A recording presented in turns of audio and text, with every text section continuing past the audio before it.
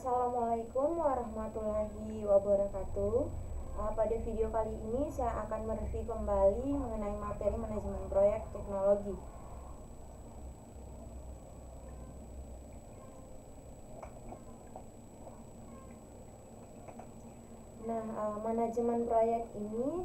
Manajemen proyek perangkat lunak merupakan bagian yang penting dalam membangun perangkat lunak.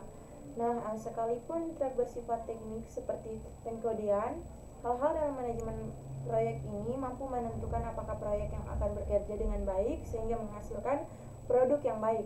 Hal-hal yang berkaitan dengan manajemen proyek itu ada pengelolaan personal dan koordinasi tim, kemudian masalah, problem, dan proses. Manajemen proyek ini dia aplikasi pengetahuan ataupun keahlian, alat bantu, dan teknik untuk mengelola aktivitas proyek dalam menghadapi kebutuhan dasar. Dan manajemen proyek juga ini dia proses melingkupi, merencanakan dan menyediakan staf, mengorganisasi, mengarah dan mengontrol pengembangan sebuah sistem yang dapat diterima dengan biaya minimal dan dalam jangka waktu yang tertentu. Manajemen personal ini atau manajemen proyek dia mengatur 4 hal yang terpenting. Yang pertama personal, masalah, proses, dan proyek.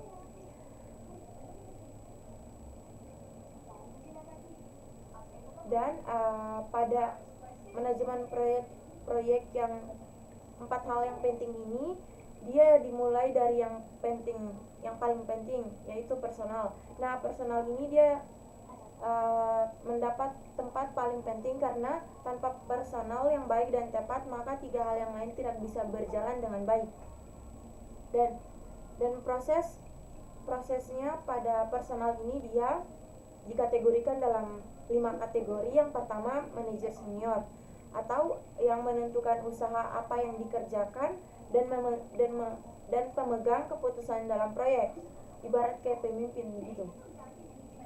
Dan yang kedua, manajer proyek atau teknis atau pemimpin tim yang membuat rencana, kemudian memotivasi, mengatur dan mengendalikan praktisi yang mengerjakan proyeknya tersebut. Yang ketiga, praktisi yang mengerjakan PL. Dan yang keempat, klien yang menentukan kebutuhan PL dan pihak lain yang berkaitan dengan hasil produk. Yang kelima, pengguna PL yang berinteraksi langsung dengan PL yang dibangun.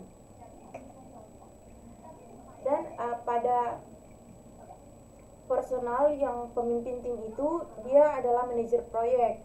Seorang pemimpin tim itu diharuskan mempunyai keterampilan pemimpin yang cukup. Dan seseorang yang tidak menjadi pemimpin tim secara kebetulan, tapi sungguh-sungguh karena punya kemampuan secara personal oleh pemimpin tim. Dan kemampuan yang harus dimiliki pemimpin tim itu, yang pertama mampu memotivasi, yang kedua mampu berorganisasi, yang ketiga mampu mendorong keluarnya ide-ide baru, yang keempat mencari penyelesaian masalah atau problem solving, yang kelima mampu menjadi manajer, yang keenam mampu menghargai kerja, dan yang ketujuh mampu mengenali tim.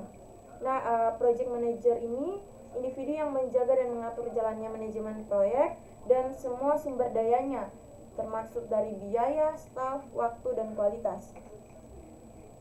Yang kedua itu ada problem atau masalah.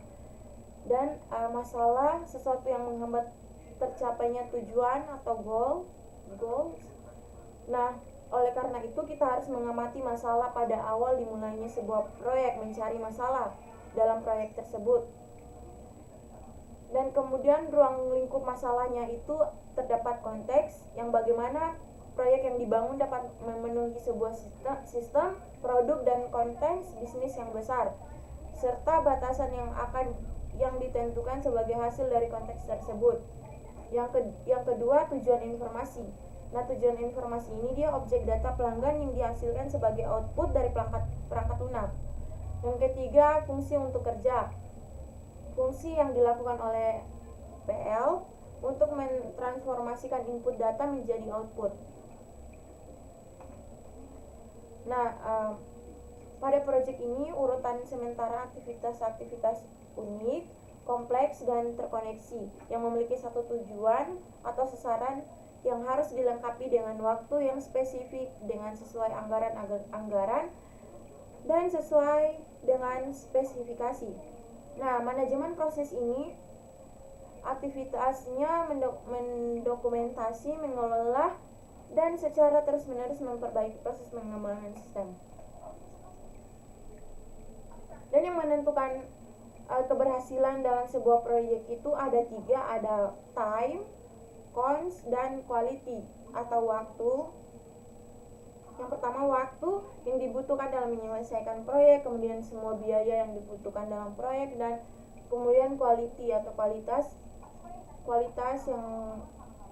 yang dikerjakan dalam proyek harus menghasilkan sistem pada waktu dan dalam budget yang ditentukan. Namun, tetap dalam kualitas terbaik yang harus dicapai. Nah, pada proyek itu memiliki beberapa fase. Yang pertama persiapan atau initiating, yang kedua perencanaan planning, terus pelaksanaan executing, pengawasan controlling, dan sosialisasi close out. Nah, kemudian dokumentasi, dokumen konsep proyek atau project konsep dokumen. Dia ikhtisar dari apa yang diucapkan oleh klien pada meeting pendahuluan, kemudian dokumen kebutuhan proyek, apa saja yang harus dibutuhkan dalam menganalisa sebuah proyek, kemudian dokumen persetujuan bahwa proyek ini diizinkan atau tidak oleh klien. Nah, kemudian dokumen lingkup proyek atau project scope dokumen atau kandungan proyek yang berhubungan dengan proyek seperti project members, project sponsor, dan lain sebagainya. Kemudian dokumen perencanaan proyek atau project plan, detail yang menunjukkan strategi apa yang harus kita rencanakan untuk membuat proyek. Kemudian dokumen sosialisasi atau closing dokumen, dia metode sosialisasi training, serah terima dengan stakeholder, dan komitmen akhir seperti garansi dan lain sebagainya. Nah, proyek ini dianggap sukses jika sistem yang dihasilkan diterima oleh pelanggan, kemudian sistem informasi yang dihasilkan tepat waktu, dan sistem informasi yang dihasilkan sesuai dengan anggaran. Kemudian proses pengembangan sistem memiliki impact minimal pada operasi-operasi bisnis yang berkesinambungan. Nah, penyebab kegagalan dalam suatu proyek itu dia kegagalan untuk membentuk komitmen manajemen atas pada proyek, kemudian kurangnya komitmen organisasi, pengambilan jalan pintas tanpa melalui metode penelitian, tanpa melakukan meneliti dulu, kemudian manajemen ekspektasi yang buruk, dan komitmen dini dalam menetapkan anggaran dan jadwal, teknik estimasi yang kurang baik, terlalu optimis, kurangnya keterampilan manajemen, kegagalan beradaptasi dengan perubahan bisnis, sumber daya yang tidak mencukupi, entah itu bahan-bahan atau sumber daya manusia itu sendiri, terus kegagalan dalam mengelola perencanaan. Nah, kompetensi pada manajer proyek ini yang pertama kesadaran berbisnis dan orientasi rekasi bisnis, komitmen pada kualitas, inisiatif, pengumpulan informasi, pemikiran analisis, pemikiran konseptual, kesadaran antar personal, kesadaran organisasi, antisipasi impact, banyak menggunakan pengaruh, motivasi orang lain, keterampilan komunikasi, pengembangan orang lain, monitor dan mengontrol, dan lain-lain. Nah, fungsi-fungsi pada proses manajemen proyek ini yang pertama ruang lingkup, kemudian pengarahan, pengontrolan, perencanaan, perorganisasian, penutupan, perkiraan, dan penjadwalan. Nah, peralatannya itu ada PERCAD. Ini dia model jaringan grafis yang menggambarkan tugas-tugas proyek dan hubungan antara tugas-tugas tersebut. Dan yang kedua ada Gantt chart. Dia bagian batang horizontal sederhana yang menggambarkan tugas-tugas proyek berdasarkan kalender. Ini contoh dari pet card, bisa dilihat. Ini Gantt card. Nah, seperti ini. Ini beberapa contoh saja yang bisa saya sampaikan. Apabila ada kurang kata yang kurang dipahami, mohon dimaafkan.